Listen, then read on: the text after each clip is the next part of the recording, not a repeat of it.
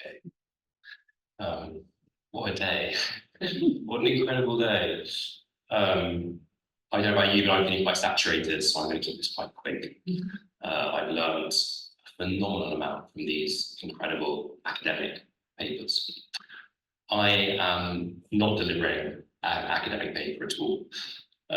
Instead, I am hoping that my sort of sheer presence as a living contemporary sculptor demonstrates that Arthur, although I only came across his work 5 years after he died, is still very much relevant and very much alive. I am going to very briefly tell you a bit of a story of my practice, and there are 3 pieces to the pie. The first is I'm going to tell you how really the reason I'm a sculptor is because of Arthur and his studio. Then I'm going to give you a couple of examples of where I've appropriated and recontextualized his work. And I'm going to end up with an idea that perhaps the last 3 public sculptures I made, the genesis of them, the conceptual impetus came from my first encounter with Arthur's work in 1995.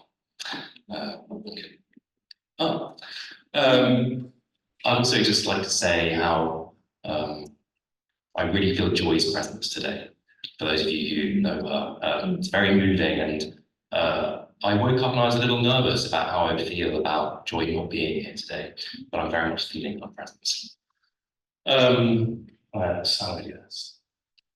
So, rather pleasingly, I first encountered Arthur's work in St. Francis of Assisi Church, Catholic Church, just down the road.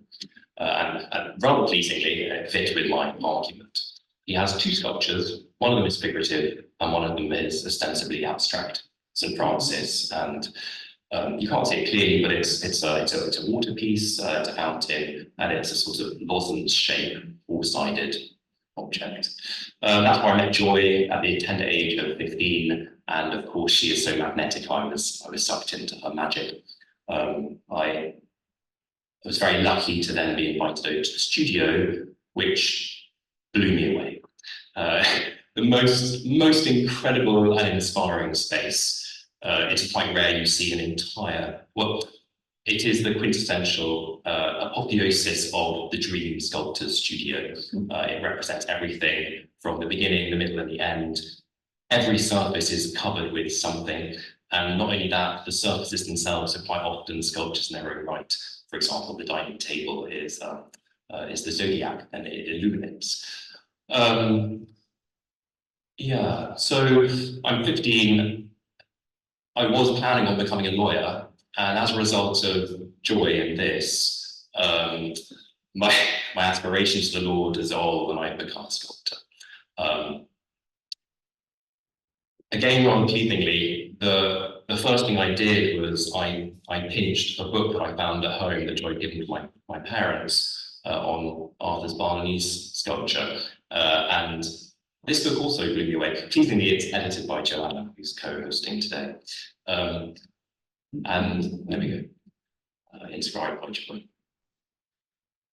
What is incredible about Arthur's work is the bleeding between the abstraction and figuration. I would argue that his figurative work is extraordinarily abstract and dynamic. The history of sculpture starts quite rigid, if you think with Egypt or classicism, and the contraposta kicks in and makes everything very dynamic, and I was really blown away by that.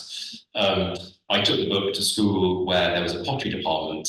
I asked whether I could start trying to make some sculptures, and hey presto, I made 4 copies of his work. Amusingly, I didn't pay attention to the dimensions, and so when Joy first saw these things, I'd blown up a very small 3-inch maquette into a life-size figure.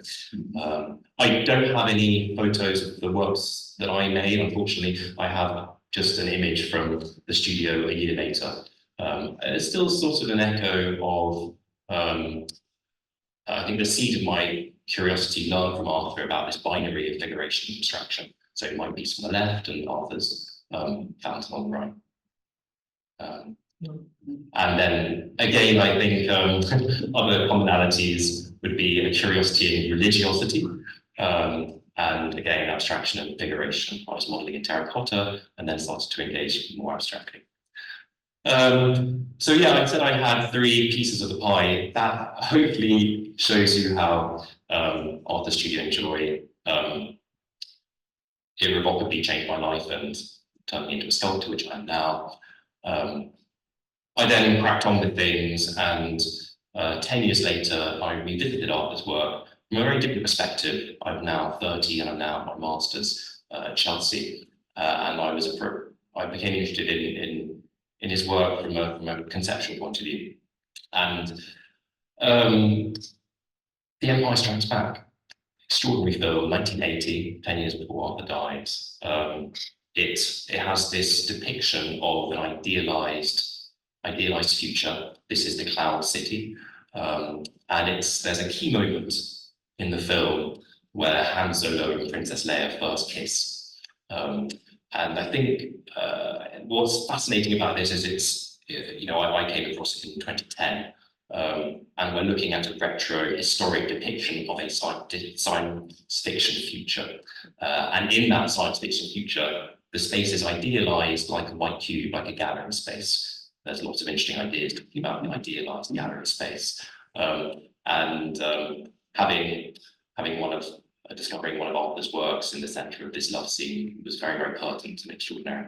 So I needed to appropriate it, and I'll go through this very quickly because this is my work, not Arthur's, but I found it eventually in Westacon in Australia, and I managed over the phone to persuade the girl I spoke to take a photo from the top, from which I was able to reverse engineer the pieces, and then laser cut and produce my own version of this. And then I went on to make a life-size version in plaster, which I represented for my MA show. So this was when I was 30 in 2010. It was a curious show. Ostensibly, these 3 things had the air of modernism, that thrust of authorship. But in fact, each piece had a sort of more of a meta-modern perspective. Obviously, Arthur's piece, I'm quoting, it's a plaster reproduction of an acrylic object which is reproduced within a film. So there's this sort of tautology of duplication there. The central object looks a little bit like Brancusi's Bird in Space, and the last one, it looks a little bit like Pan's art, but they all have these convoluted backstories. So the central piece actually was a sort of Victorian table leg. I included in the space the loop from the film. The table leg was actually carved using a VW Polo as a lathe. So rather sort of unusual bastardization of the process. And the last piece, which is my hands art, was actually derived from the top locker of Boeing 727. So they all have these strange backstories. Like Arthur, I don't see a division between the scientific and the artistic. So that was the second time I re-encountered Arthur's work in it won the University Sculptor Prize that the exhibition did, so it was then represented a couple of times, which was fun.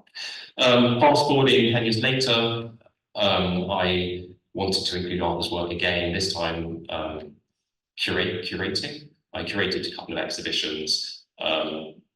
My friends, my peers, don't know Arthur's work well enough, and I've been wanting to get it out there wherever I see an opportunity. This show was titled Abstract versus Figure, which I think is sort of one of the core tenets of his career and practice. And he's juxtaposed against Moore and Paolozzi, and 4 contemporary artists, some install shots. The piece looked absolutely stunning. I was very lucky to be able to include it. Yeah, Lion Unicorn from 79. Henry Moore. That one, yeah, was my one. And then finally, just during COVID, I did another exhibition. And this time I just included the clip from Star Wars in it. It was in a rather unusual space. But really, the real linchpin of the show, actually, having this stand, and it opened up a lot of conversations and enabled us to have lots of